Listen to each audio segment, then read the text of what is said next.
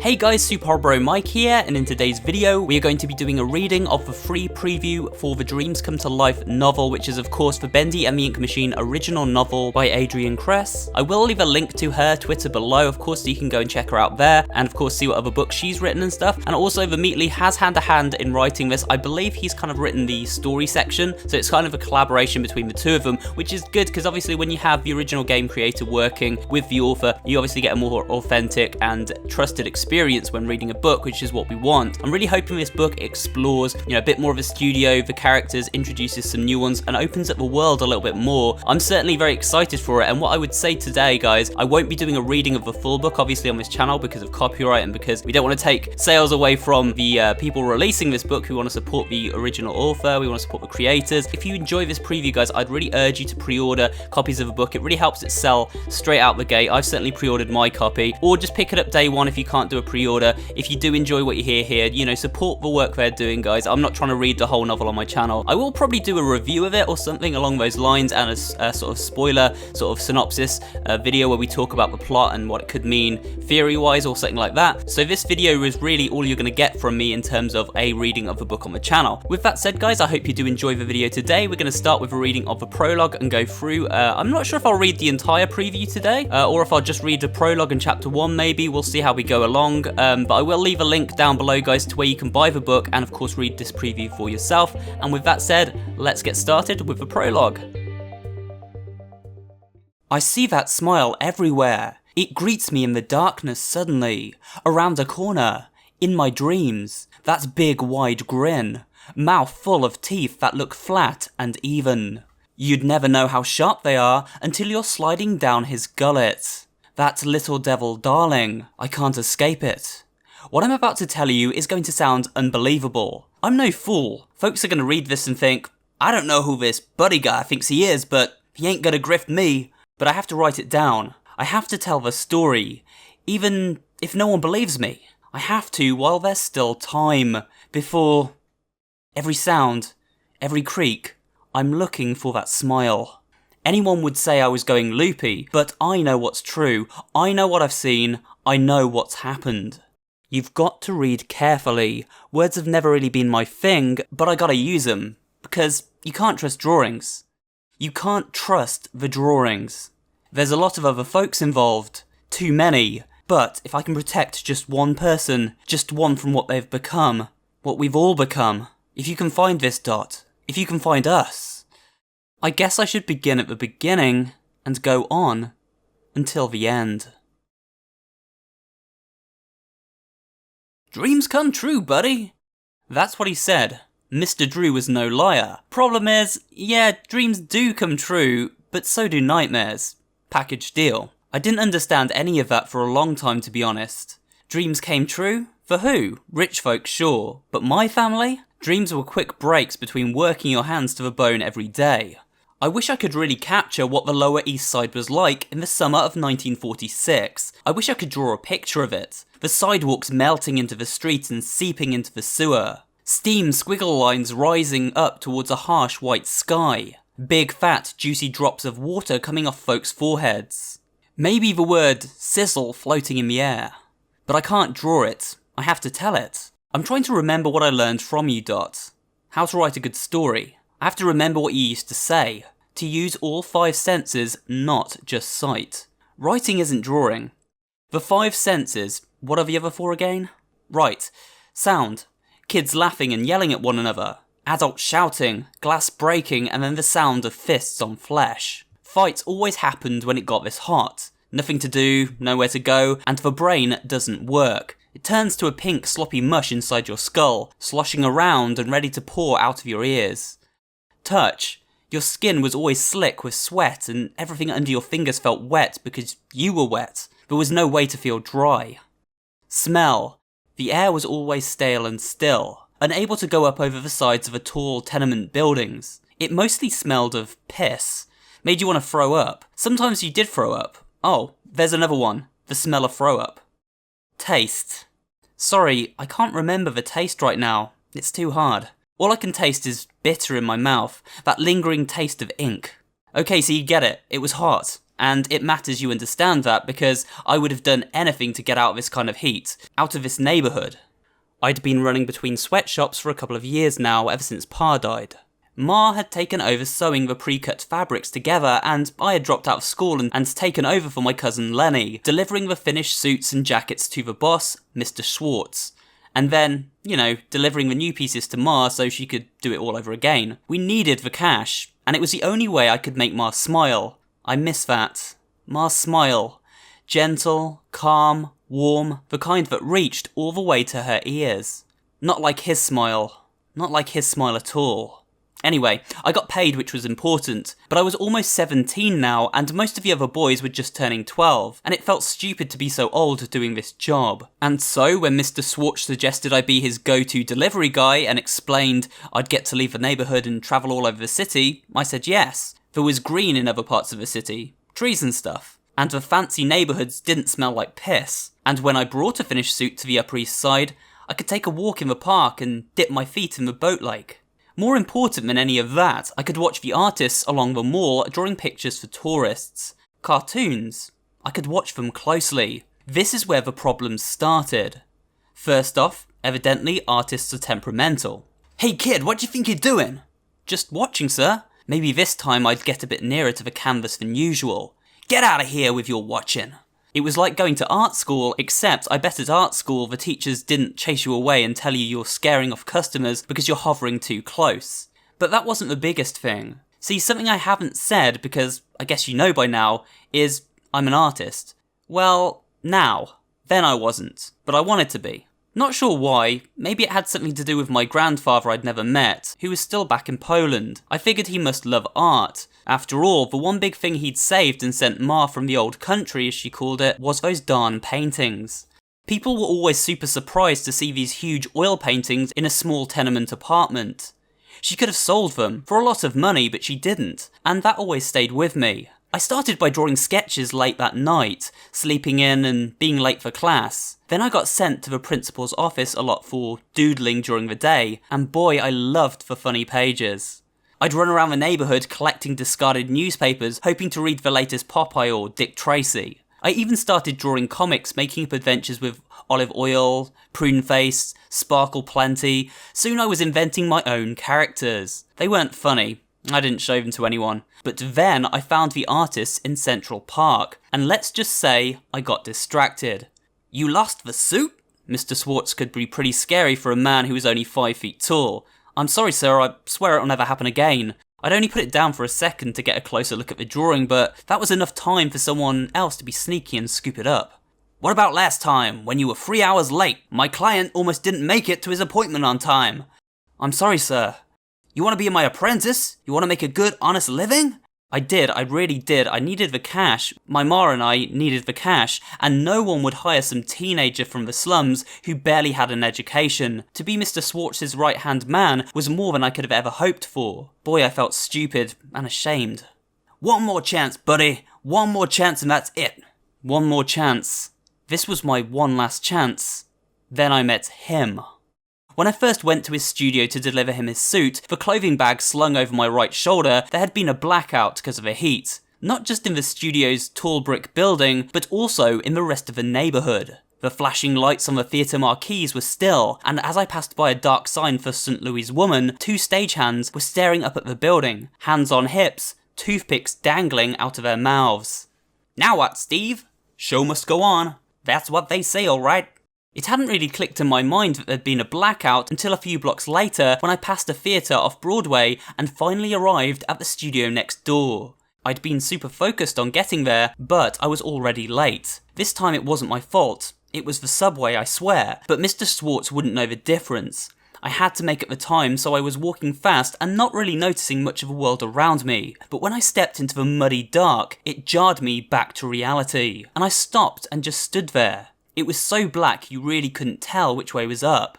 Then suddenly it was super bright, like someone was shining a light right at me.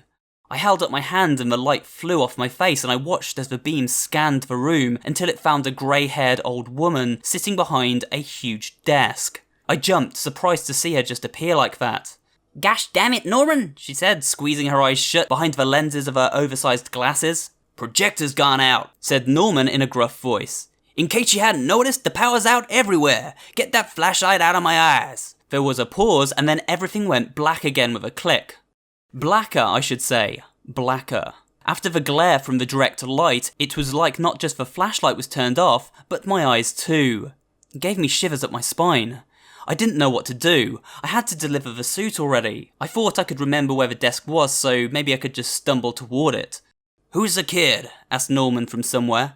"I don't know, Norman." There was the sound of a match scratching a surface, and then the warmth of a flame coming alive. The old woman's face was distorted grotesquely, with long, drawn-out shadows dropping down as she lit a lantern in her hand. And then there was light. It flickered and danced off the walls. There were framed posters hanging on them. They looked like movie posters, but cartoons. And of one character in particular. He was real smiley. I wanted to take a closer look. Where was I? What was this place? Why did the character kind of look familiar? "Okay, kid, I see you now. What do you want?" asked the woman sitting down so low behind the desk only her glasses and the top of her head were visible. It wasn't complicated, but I'd forgotten who I was delivering to and looked down, fumbling with a black clothing bag in my arms to find the name. "Come closer, can't hear a dang word you're saying," said the woman. Her hand appeared over the top of the desk and gave me a sharp wave to come over. I did so while searching for the name tag. "I have a suit," I said, trying to buy time. "Uh-huh," said the woman. Finally, I found the tag. This was the first time his name had ever made any kind of impression on me. The first time it meant something. All that had mattered up until then was to get it to the studio on time. To not get fired. That was the important part. So I knew the address, I knew it was on Broadway, but the name of a guy hadn't been anything I saw in my mind's eye. Hadn't pictured it. "Come on, kid, I haven't got all day." "Joey Drew," I said. "I'm looking for Mr. Joey Drew." "Who's looking for him?" asked Norman, his voice filled with suspicion. "Mr. Swartz," I blurted out. It wasn't exactly the best answer, but the dark and this guy's attitude made me nervous for some reason, and somehow the flickering light over that smiling cartoon character didn't help either. "Who?" asked the woman. "The tailor who made this suit. I've got Mr. Drew's suit. I'm the delivery guy with his suit." "He's dead," said Norman. I turned to the man. He was standing so far away from the lantern light, he wasn't more than an outline. "He is?" My heart thudded in my chest. That didn't really make sense, and also scared me in a strange way I couldn't quite understand. "Nah," replied Norman with a laugh. Nah, he ain't." "I don't understand," I said, turning back to the old woman. She just shrugged and said, "Norman's jokes aren't really something anyone understands." It was a joke? I looked back at the outline of a man. Norman was still laughing, but it didn't seem like a happy laugh. It didn't make me feel better, that's for sure. "Come with me," he said. "His girl's out for the afternoon. You can take it to him personally." I glanced at the woman and she nodded, so I figured that was permission to follow the guy, even though, I'll be honest, I didn't really want to. I decided Norman and I were likely never really going to get on, you know? The man clicked on his flashlight and led the way down a narrow hall. His beam was more direct than the glow from the lantern, and all I could really see was his silhouette, and the far end where there was an elevator grate. Every once in a while though, you'd catch a flash of another poster, with more cartoon characters and such. They seemed so happy, even in the darkness, but they made me feel the same way as the smiling character from the foyer did. Weird. "Can't use the elevator," said Norman. His face was still in the shadow, and I nodded because, obviously with the power out and all, so he pushed through the door next to it. The light flashed forward on the word stairs, though I could have guessed. We started to climb together, Norman's light leading the way. Every once in a while I'd look back into the pool of blackness. It almost felt like everything behind me was being erased, like I had to hurry up or I'd be erased too. I'm just saying it was really hot out and my brain was making up all kinds of stories. They say that life is stranger than fiction, but I never thought anything could stop the strange stuff in my mind. I was wrong. Norman stopped when we reached the 3rd floor. I was sweating. I tell you, my shirt and my undershirt were soaked through, hair matted to my head. There was this drip from the base of my neck sneaking down under my collar. "Here, kid," said Norman, handing me the flashlight. "What's this for?" "I know my way back to the booth. You don't know nothing. Keep going. Good luck." I took the flashlight and as Norman slipped deep into the shadows, I called out, "Keep going where?"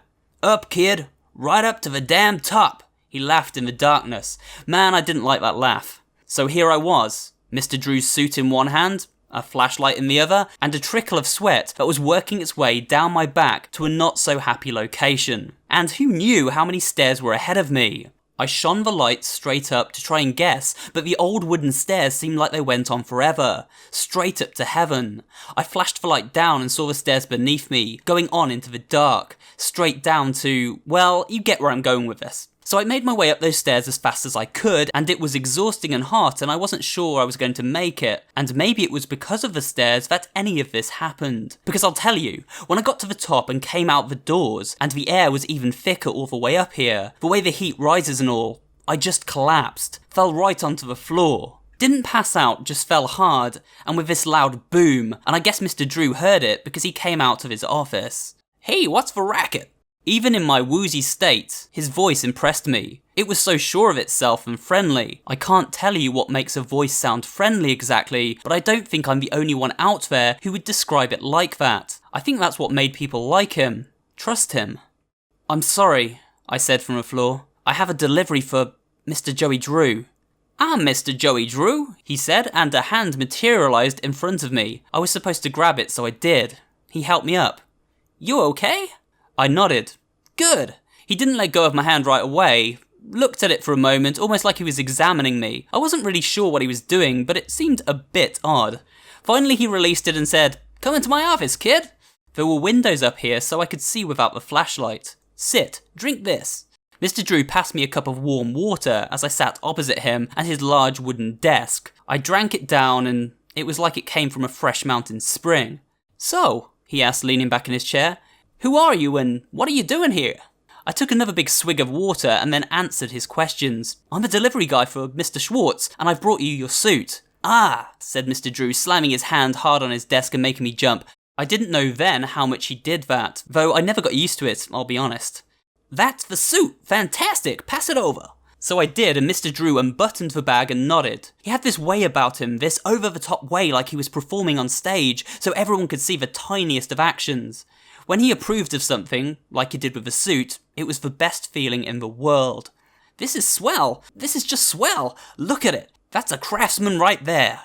Maybe because I was tired and hot, I didn't know, but I said, "Actually, that's my Ma's work." Mr. Drew looked at me and I felt the blood drain from my face. Why'd I say that? I swore inwardly. "Well, she's got skills." He put down the suit on the desk and leaned forward, looking closely at me, like he was trying to look through my eyes and into my brain or something. "You got skills, kid?" "What?" "Your fingers. You're a writer?"